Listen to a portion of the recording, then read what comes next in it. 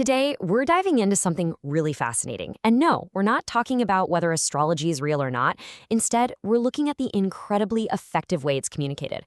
We're going to pull apart a past life reading website piece by piece and treat it like a masterclass in persuasion. Let's break down exactly how it guides someone from just being a little curious to actually taking action.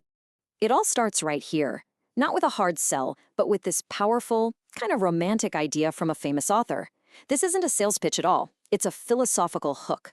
The whole point is to grab your imagination, to get you to lean in and think about these big mystical ideas. This is the very top of what you'd call a persuasion funnel. Okay, so your imagination is sparked by this grand idea. Now you can start to see the funnel taking shape. The very next step is to give you a sense of purpose, to make you feel like you've stumbled upon a place that has a single, really important mission. Now listen to the language here. It's so smart.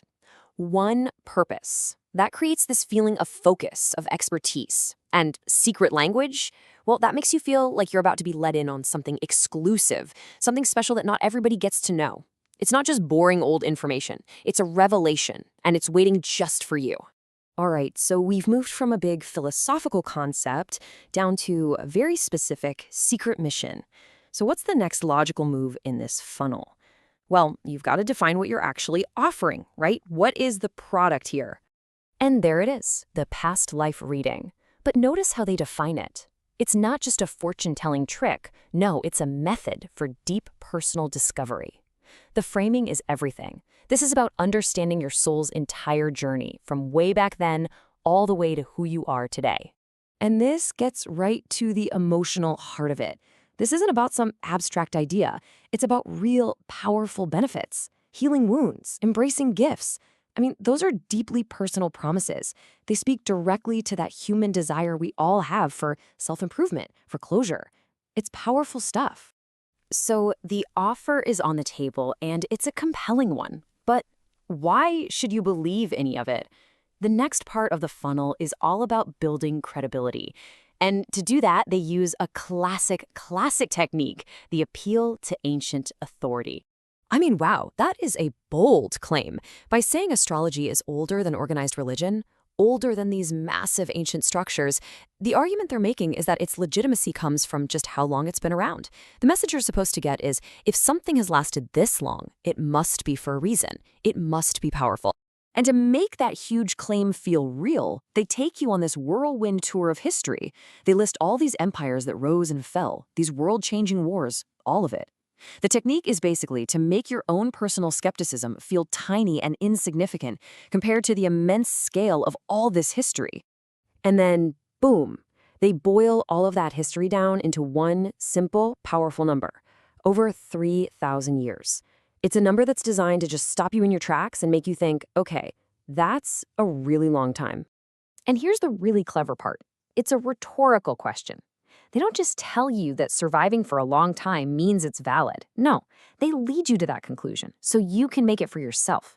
And that's way more persuasive because now it feels like it was your idea all along. So we've had the hook, we've had the offer, and we've had the proof. We've officially reached the bottom of the funnel. All that work, all that justification, it has to lead somewhere. And that somewhere is the final push to get you to do something specific and easy. But before they ask you to do anything, they hit you with social proof. Hey, you're not alone in this. Millions are looking for this, and thousands have already found it. This creates this warm, fuzzy sense of a trusted community. It makes it feel less risky.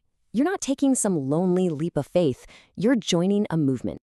And this right here, this is Marketing 101. It's beautiful. On one side, you have this massive, life-altering reward, revelations, transformation, illumination. And on the other side, the action you have to take is tiny. It's simple, a 2-minute quiz. That huge gap between the massive reward and the tiny effort makes saying yes feel like a total no-brainer.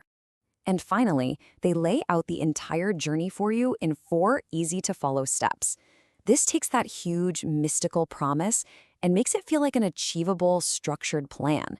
It takes the mystery and makes it methodical. All you have to do, just take that first little step. So, now that we've walked through that whole process, let's just pull back for a second and look at the big picture. This isn't just a random collection of claims and promises. What we've really been looking at is a carefully constructed narrative.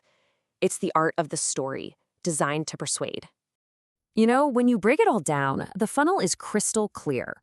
You start broad with a mystical hook, then you narrow it down to a very specific offer of secret, personal knowledge. You build trust with an appeal to ancient authority, and you finally close the deal with a super low-effort action that's tied to an incredibly high reward. Once you see the structure, trust me, you'll start seeing it everywhere. And that really leaves us with one final thought. Forget for a moment whether any of this is actually true. A story, a narrative that has survived for 3,000 years, that thing has immense power. So the question is, where does that power come from?